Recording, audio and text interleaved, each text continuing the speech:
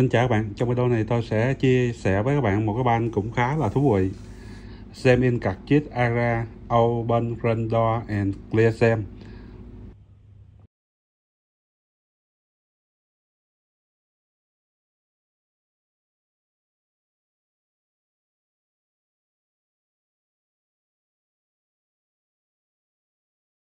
Bình thường khi gặp lỗi này các bạn sẽ tháo hộp mực ra, lấy hộp mực ra bên ngoài.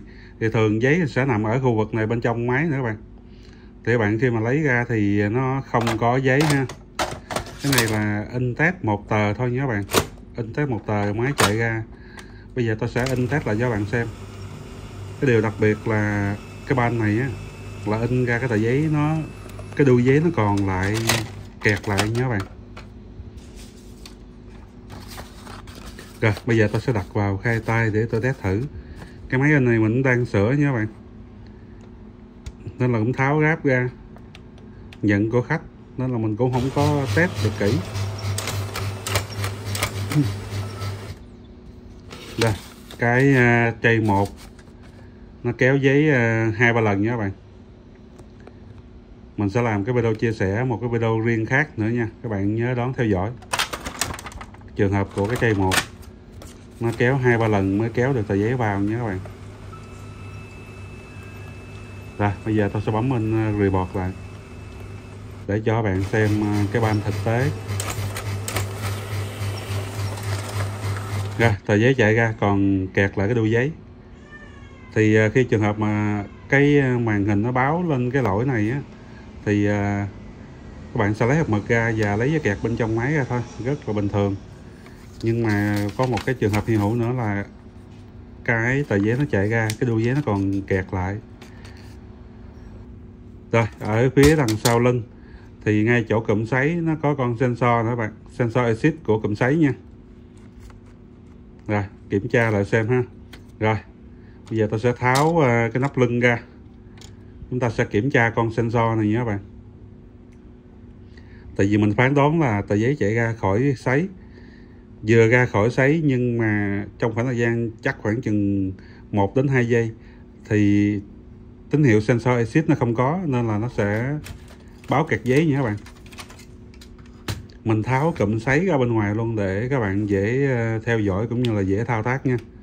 Ở phía sau nữa các bạn chỉ cần tháo một con ốc này ra là sẽ lấy được cái nắp đằng lưng ra ha. Rồi đây, thường cái cần sensor exit này nó sẽ sống nha các bạn. Sống có nghĩa là khi mình bật vào thì nó trả về vị trí home. Đây cái lò xo nó đã bị buộc ra rồi ha, nó không còn vào trong ngàm khớp nữa. Rồi để lấy được cái cần sensor này ra thì các bạn giữ bên tay trái ha, bên tay phải nè, mình trợ lực nó bẻ hơi cong cong một tí.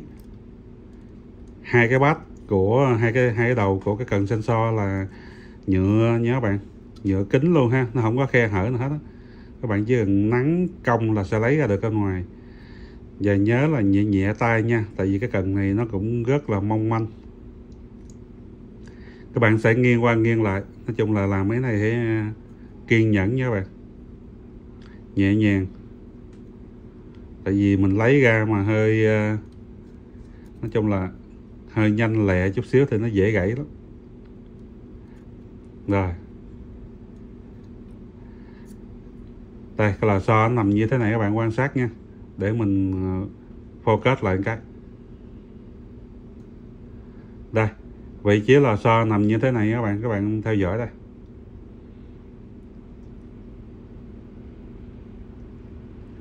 Một đầu của lò xo nó có cái cạnh gài vô cái cần sensor, vô cái lưỡi gà. Mình gọi cái cần đưa ra mình hay gọi là lưỡi gà nhé các bạn. Rồi chúng ta sẽ gắn cái đầu bên tay trái của cần sensor vào trước. Và nhớ là cái tay các bạn sẽ giữ cái lò xo nha các bạn, giữ lò xo cho nó đây giữ như thế này đó. Rồi cố định bên trái, sau đó là mình sẽ nắn cong cái cần sensor gài vào khớp. Rồi như thế này mới gọi là sống nữa các bạn. Khi chúng ta bật vào và buông tay ra thì nó trả về vị trí home. Rồi Bây giờ thì mình sẽ lắp cái nắp. Các bạn lưu ý nha, cái nắp này bên tay phải các bạn thấy ha, có cái miếng nhựa trắng trắng á, nó có cái lò xo nha, các bạn cần lưu ý nha. Khi tháo ra chừng bị rớt ra ngoài. Rồi bây giờ thì chúng ta sẽ siết ốc lại và sau đó gáp cái cụm sấy vào lại bên trong máy in. Rồi gáp xong chúng ta sẽ test lại nha các bạn. Cái trường hợp báo cái lỗi này thì thường là kẹt giấy, có thể là tại ngay chỗ cái hộp mực râm không xoay được, nên là nó sẽ kẹt giấy ngay vị trí của hộp mực, và nó cũng báo lỗi cái dòng này luôn nhé các bạn.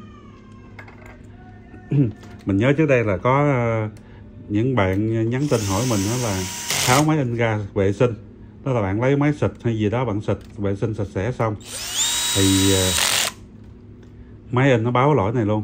Thì các bạn lại nghĩ là con sensor bụng ở phía dưới á, thì bạn cứ nghĩ cao siêu không. Đó là do mình vệ sinh, mình xịt gì đó. Thì thường chúng ta sẽ kiểm tra những cái vị trí cần sensor nha các bạn. Tại vì này vừa bật lên thì cũng may mắn là cái máy in này nó vẫn cho in ra nha các bạn.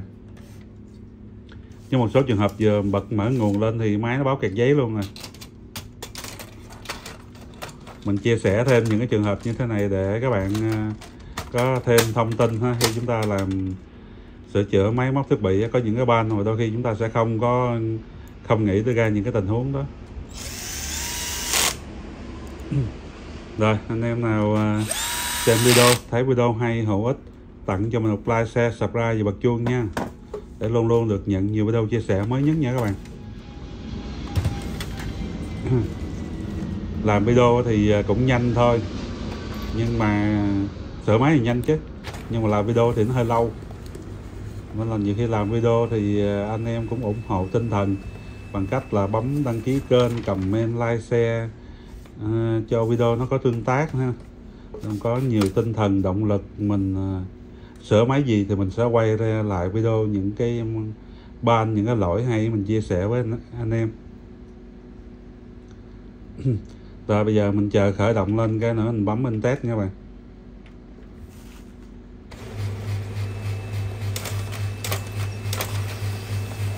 Anh em nhớ đón theo dõi cái video mình xử lý của cái chai 1, nó kéo 3 lần nó kéo được tờ giấy nha.